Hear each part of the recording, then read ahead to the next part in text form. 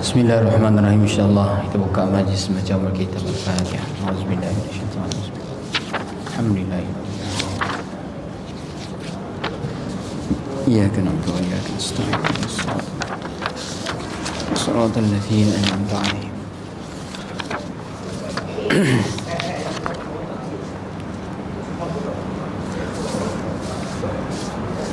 Bismillahirrahmanirrahim. Assalamualaikum warahmatullahi wabarakatuh.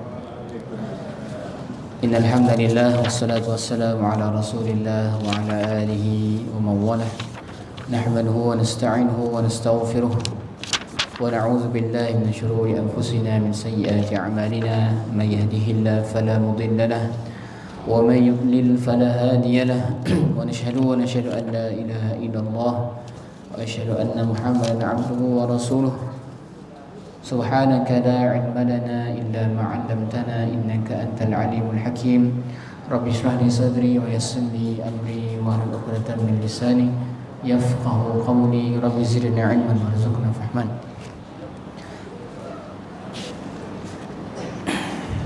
Alhamdulillah, pertamanya kita manjatkan setinggi-tinggi syukur kepada Allah Subhanahu wa taala kerana izin limpah dan karunia-Nya. Alhamdulillah, pada malam yang bahagia ini dapat bersama-sama kita berkumpul di rumah Allah, menghadiri majlis ilmu bersama-sama kita membaca ayat-ayat Al-Quran Al-Karim, memerhati, mentadabburi dan mengambil iktibar daripada ayat-ayat Al-Quran yang akan kita baca dan yang akan kita tadabbur sebentar nanti.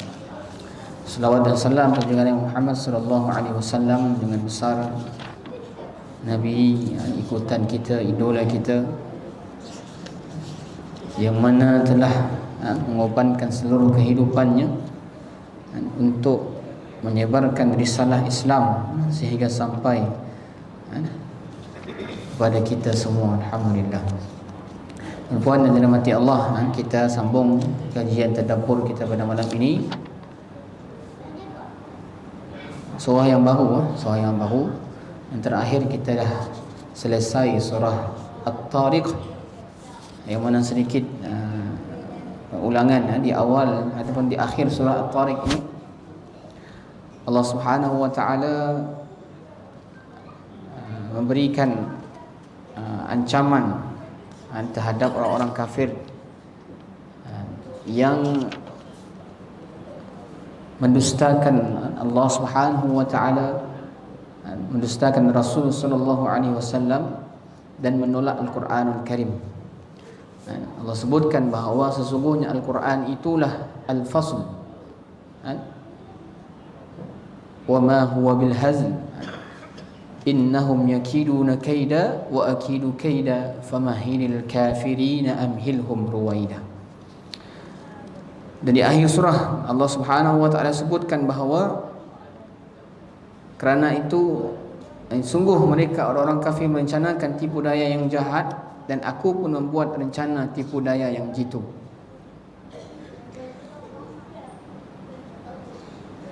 Kerana itu berilah penangguhan terhadap orang-orang kafir, berilah mereka kesempatan untuk sementara waktu.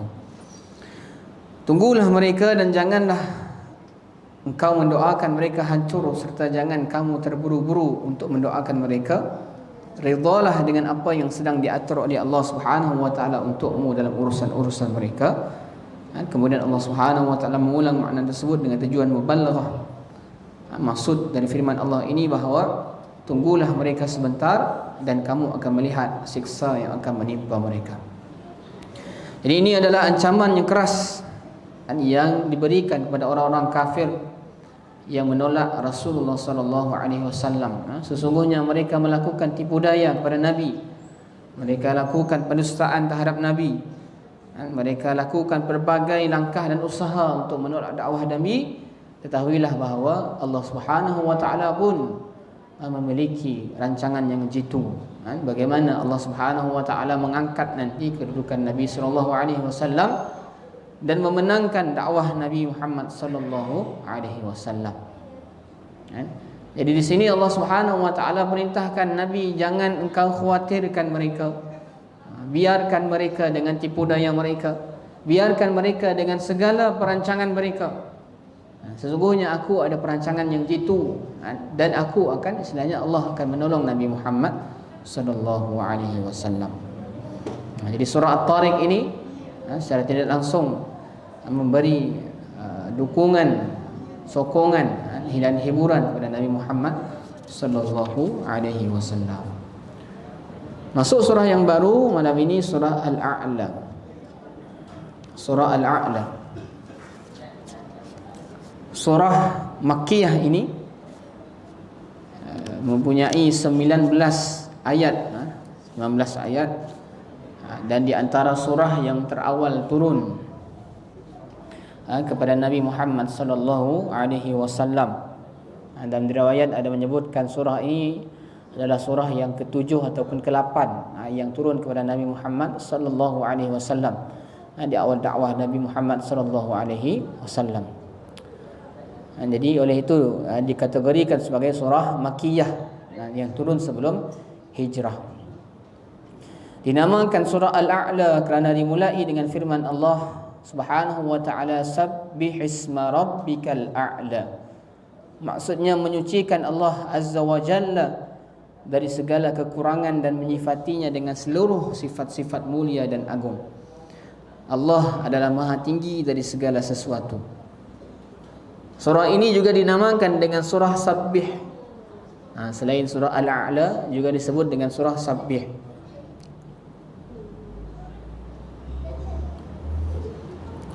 Persesuaian surah ini dengan surah sebelumnya.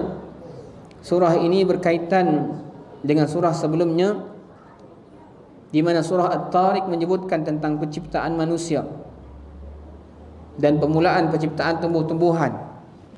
Sedangkan nanti dalam surah ini berbicara hal yang lebih umum dan menyeluruh mengenai penciptaan manusia dan lainnya. Sebagaimana firman Allah nanti dalam surah At-Tariq, allazi khalaqa fasawwa wallazi qaddara fahada wallazi akhrajal mar'a. Jadi ini kaitan di antara surah At-Tariq dan surah Al-A'la. Ada juga kaitan yang lain, hubungan di antara surah At-Tariq dengan surah Al-A'la.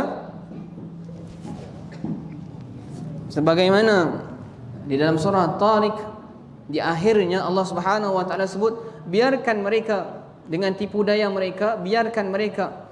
Famahilil kafirin amhilhum ruwaida. Dan engkau wahai Muhammad, teruskan berdakwah dan teruskanlah memuji Allah Subhanahu wa taala. Sabbih isma rabbikal a'la. Jadi nanti dalam surah ini kandungan surah seperti mana tema surah-surah Makkiyah yang lain berbicara mengenai keesaan Allah dan kekuasaannya. Kemudian keesaan ataupun kehebatan Al-Quran dan kemudahan menghafalnya, serta akhlak terpuji dengan perbaikan jiwa manusia.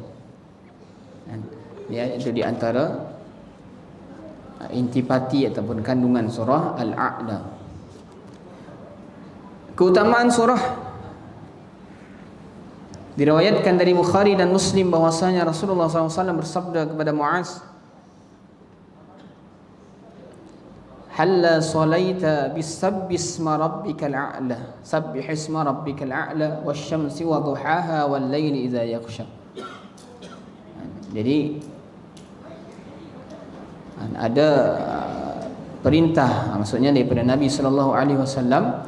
Dalam riwayat yang lain kata Nabi sallallahu alaihi wasallam, anna Rasulullah sallallahu alaihi wasallam, diriwayatkan oleh Muslim, Abu Dawud dan Tirmizi, kana yaqra'u fi 'aidaini wa yaumil jum'ati bisabbihi isma rabbikal a'la wa hal ataka haditsul ghashiyah wa rubbama ijtama'a fi yaumin wahidin faqara'a bihima.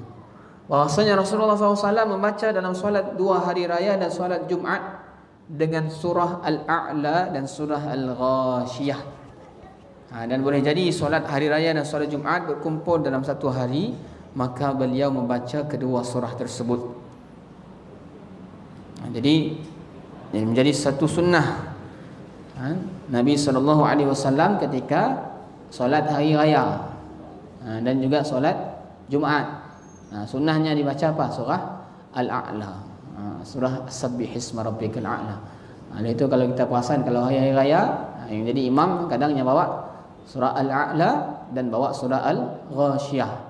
Dua surah ini sunat dibaca ketika hari raya. Dua surah Al-A'la dan juga Al-Ghasyiyah.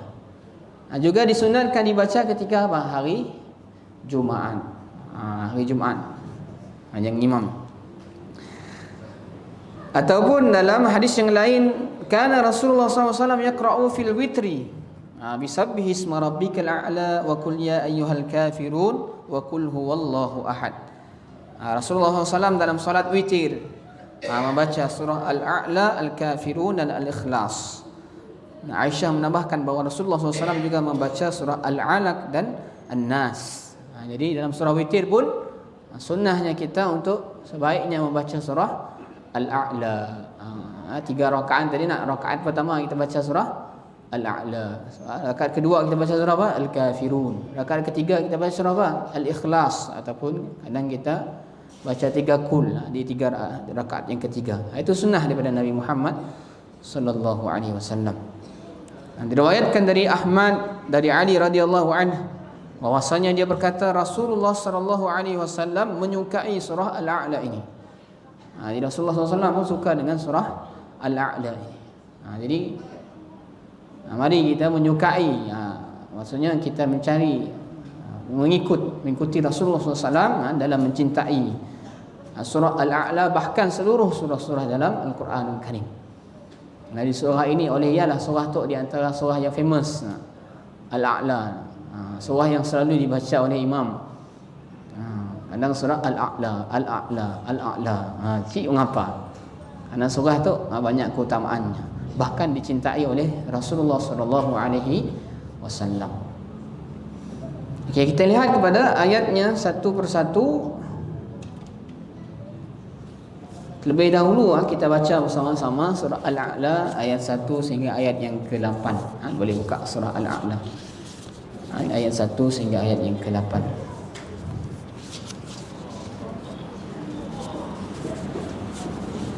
Kita baca bersama-sama.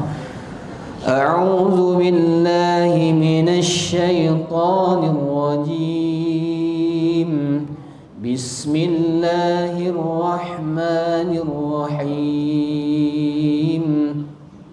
Sabbih isma rabbikal a'la alladzi khalaqa fasawwa walladzi qaddara fahada والذي أخرج المرعى فجعله غثاء أحوى سنقرئك فلا تنسى إلا ما شاء الله إنه يعلم الجهر وما يخفى ونيسرك لليسرى صدق الله العظيم. Ayat yang pertama Allah Subhanahu wa taala berfirman, Sabbih isma rabbikal a'la. Sucikanlah nama Tuhanmu yang maha tinggi. Sebelum kita pergi lebih lanjut, apa yang dimaksud dengan perkataan sabbih? Sabbih ini daripada perkataan apa? Sabbaha, yusabbihu. Ataupun kita selalu dengar tasbih. Ataupun subhana, subhanallah.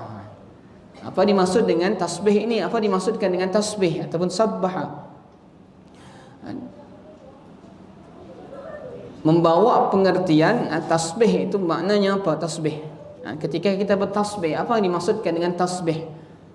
Tasbih ini adalah ucapan subhanallah. Itu ucapan tasbih.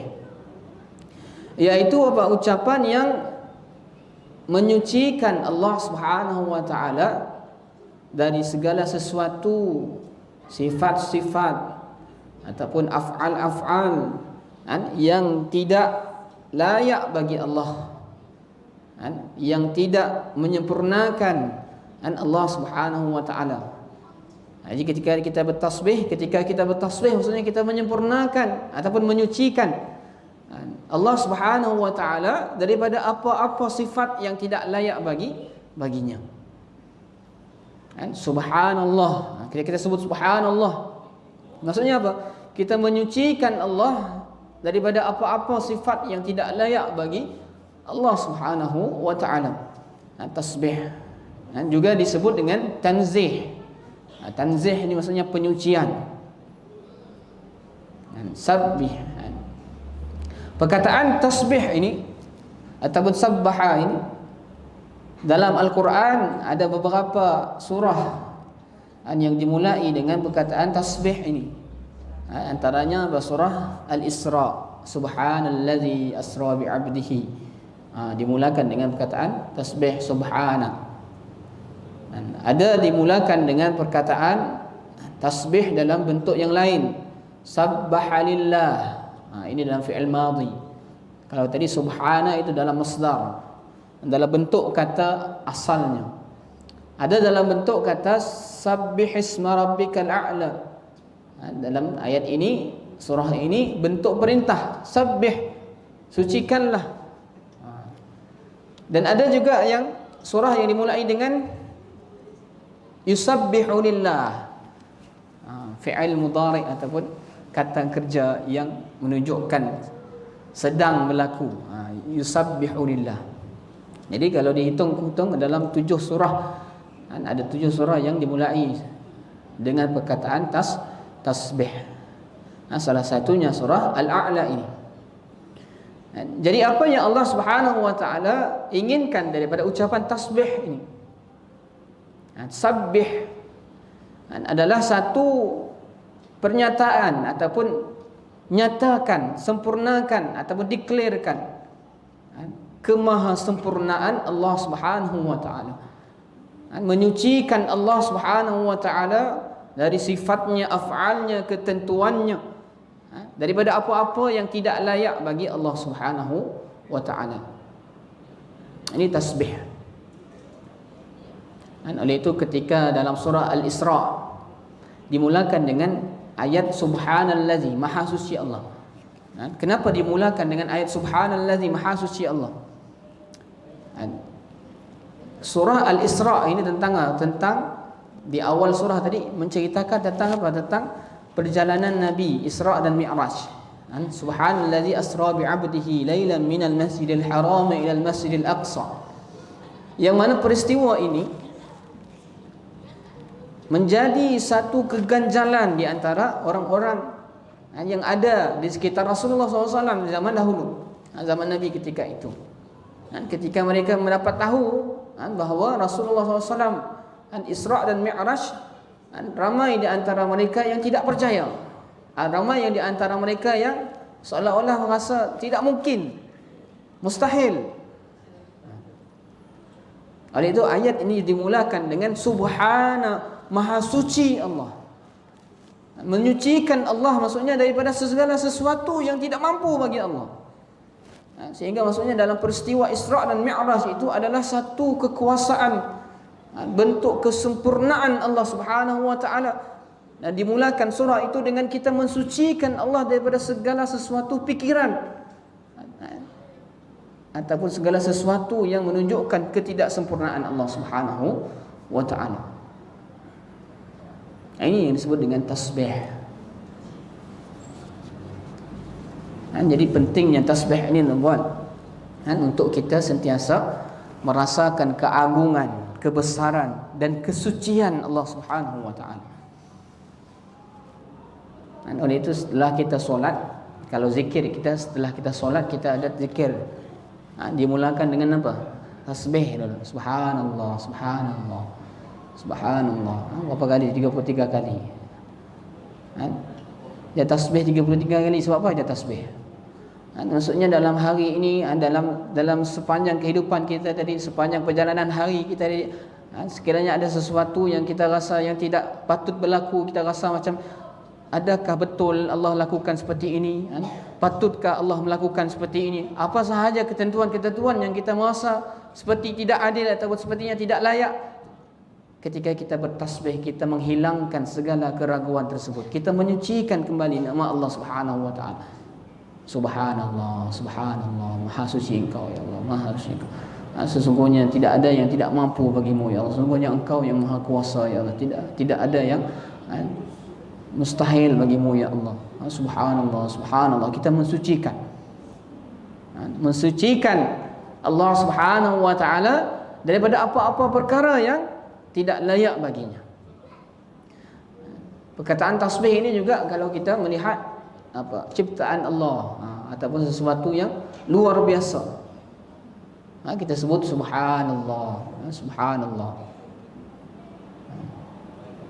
Jadi kalau kita solat tadi, yang pertama kita zikir subhanallah. Setelah subhanallah apa? Alhamdulillah. Dia ada urutan yang cantik sebenarnya kalau kita dengar.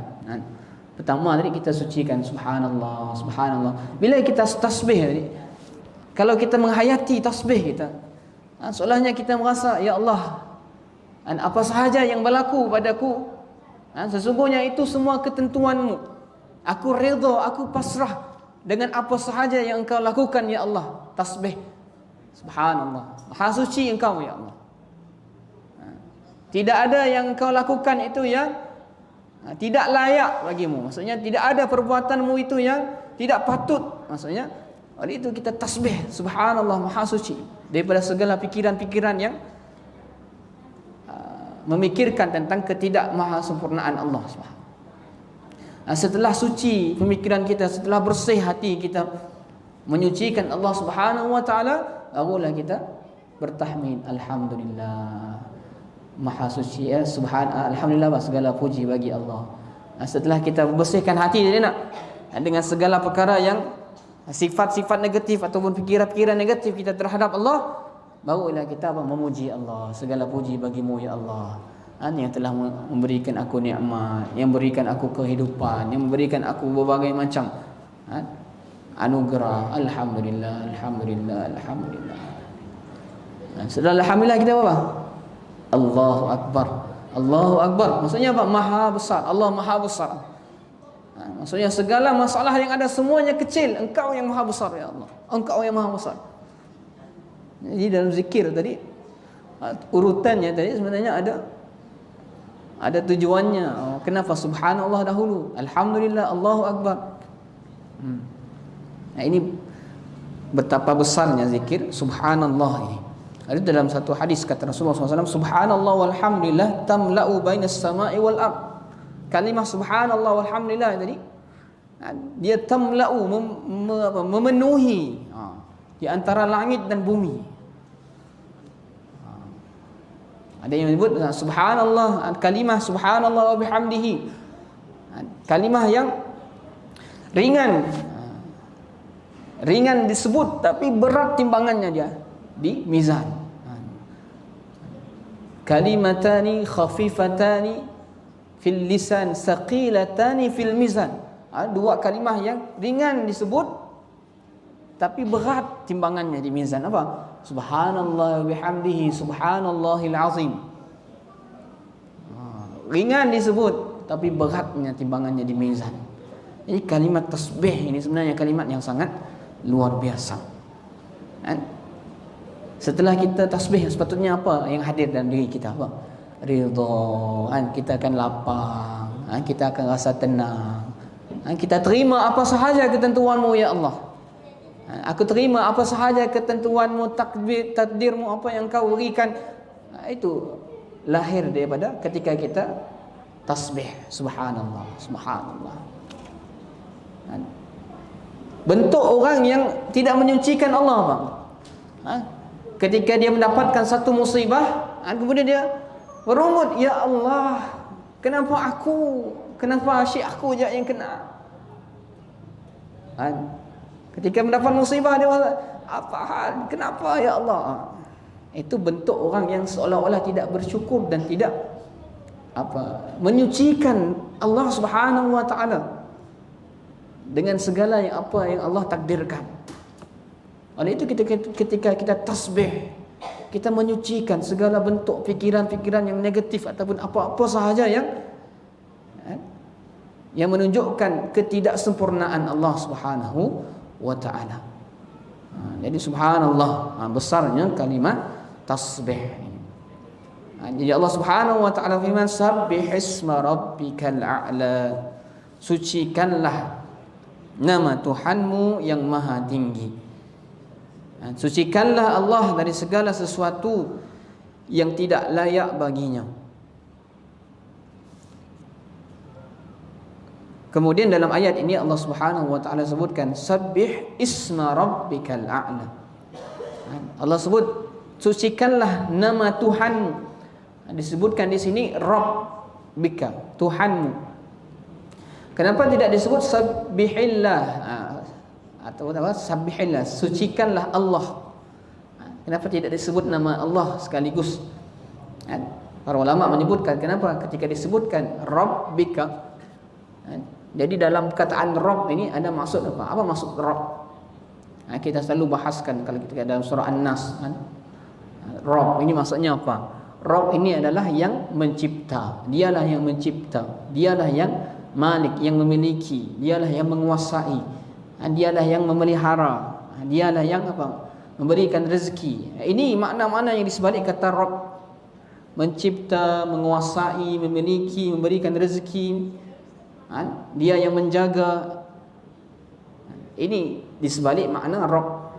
Ketika kita sebut sabbihisma Rabb, maksudnya ketika apa sahaja yang berlaku dalam diri kita, ketahuilah bahwa itu semua adalah hasil, maksudnya apa, af'al Tuhan yang mencipta tadi. Dia yang memelihara kita, dia yang memberikan rezeki. Jadi apa-apa sahaja yang kita dapatkan dalam hidup ini, maksudnya semuanya aturan daripada Allah sebagai Rabb. Dan ketika kita tahu Allah sebagai yang mencipta tadi, dan tidak ada yang maksudnya sesuatu perbuatan yang Allah Subhanahu wa taala lakukan tadi tidak layak baginya, jadi kita rasa tenang. Apa sahaja yang berlaku tadi, contohnya dalam rezeki. Ketika rezeki kita maksudnya susah nak cari duit, ataupun apa lagi, bisnes sejalan dan sebagainya, kita yakin bahawa rezeki ini pun adalah ketentuan Rabb, Allah yang tentukan. Bila kita yakin dengan ketentuan Allah tadi, kita akan rasa tenang. Oh, ini rezeki pun Allah yang tentukan. Ketika Allah sempitkan rezekiku kali ini, mungkin ada hikmahnya. Kita yakin ini pun ketentuan Allah. Oleh itu disebut sabbih, sucikanlah. Apa sahaja fikiranmu yang tidak layak bagi Allah, sucikanlah. Sabbih isma rabbikal a'la. Juga ketika disebutkan dengan isma Rabb, nama Tuhan, sucikanlah nama Tuhanmu. Jadi ada makna di situ, maksudnya sucikanlah nama-nama ataupun asma Allah, sifat-sifat Allah, daripada segala sifat-sifat yang tidak layak bagi Allah Subhanahu wa taala.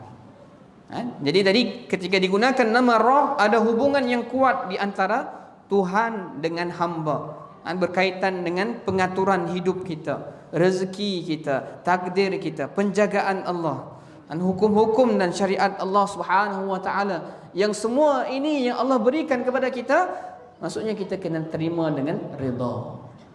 Kita kena terima dengan redha, dengan pasrah, dengan redha apa sahaja ketentuan Allah. Oleh itu kita sabbih, sucikanlah.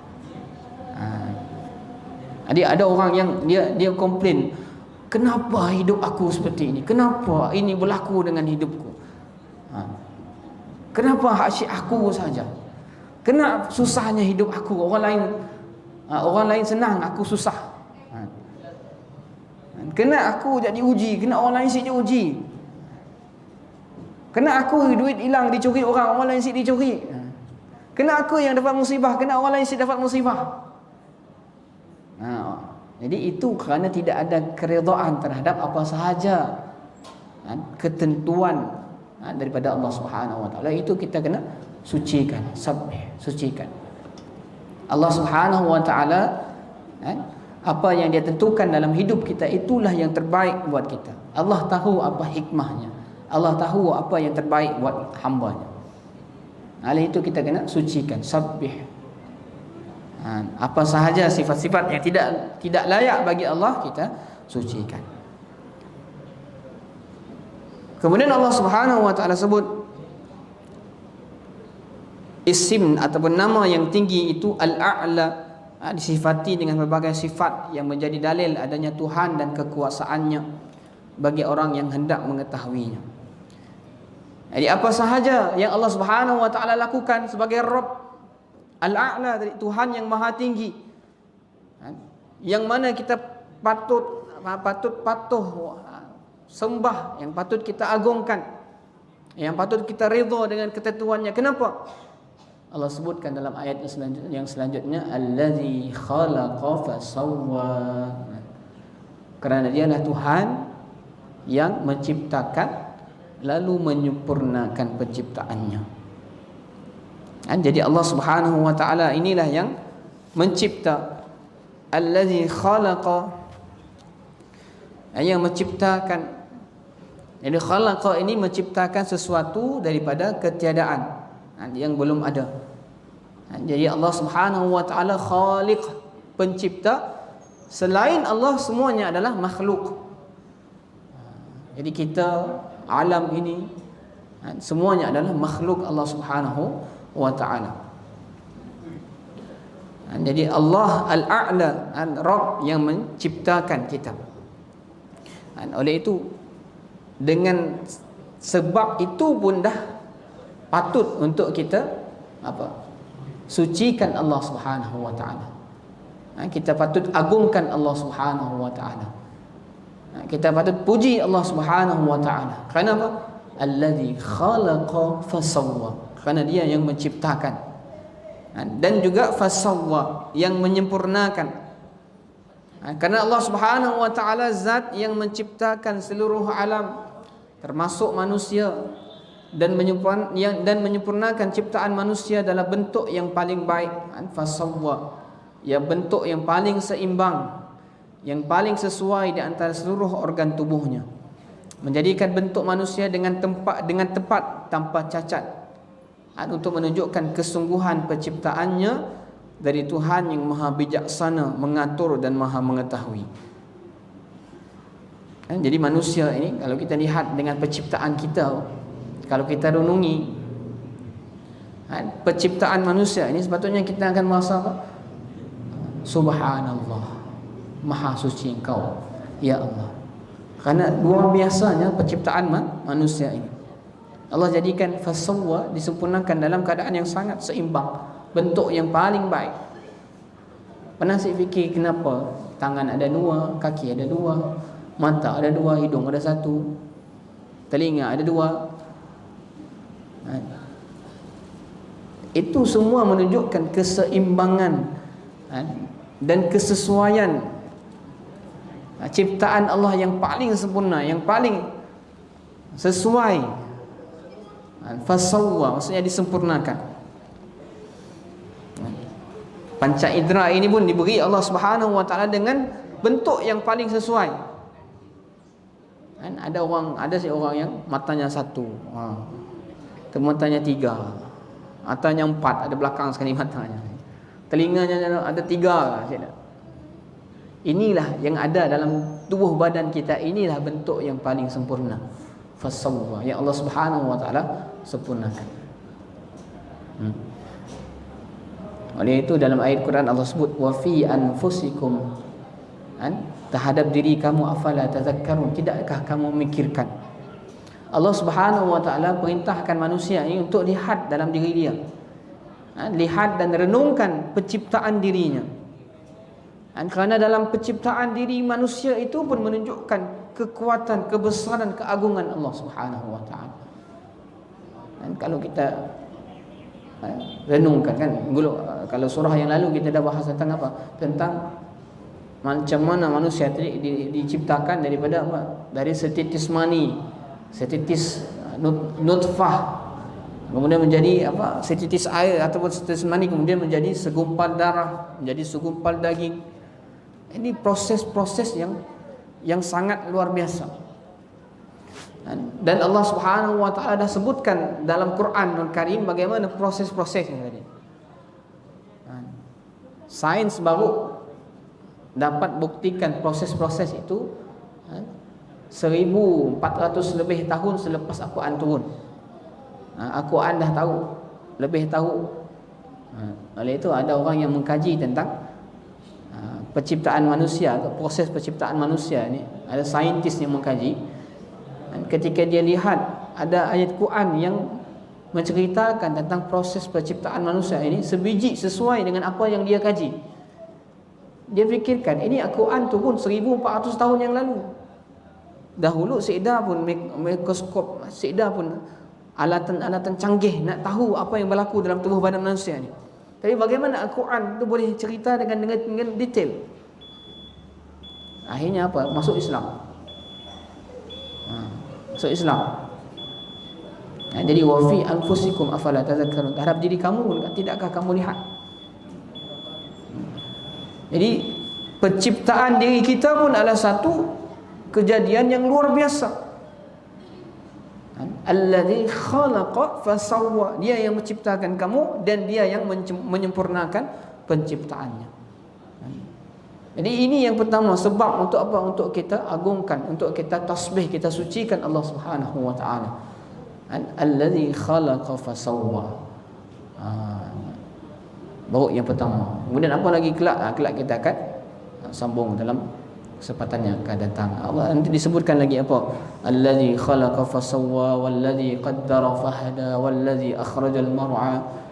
Dialah yang menentukan kadar masing-masing, dialah yang memberikan petunjuk, dialah yang menumbuhkan tumbuh-tumbuhan. Itu semua yang Allah Subhanahu wa taala lakukan untuk manusia. Sehingga menyebabkan kita ini patut sembah, tunduk, patuh dan menyucikan Allah Subhanahu wa taala. InsyaAllah wallahu a'lam bissawab. Sampai di situ dahulu. InsyaAllah ada kesempatan kita akan sambung surah Al-A'la ini di kesempatan yang akan datang insyaAllah. Yang baik kepada Allah Subhanahu wa taala, yang maha saya mengampun. Maaf aku qouli hadza wa astaghfirullah wa lakum wallahu ghafurur rahim. Kita tangguh dengan tasbih kafarah surah Al-Asr. Subhanakallahumma wa bihamdika asyhadu an la ilaha illa anta astaghfiruka wa atubu ilaik. Bismillahirrahmanirrahim. Wal 'asri innal insana lafi khusr illa alladzina amanu wa 'amilus solihati wa tawassaw bil haqq wa tawassaw bis sabr. Assalamualaikum warahmatullahi wabarakatuh.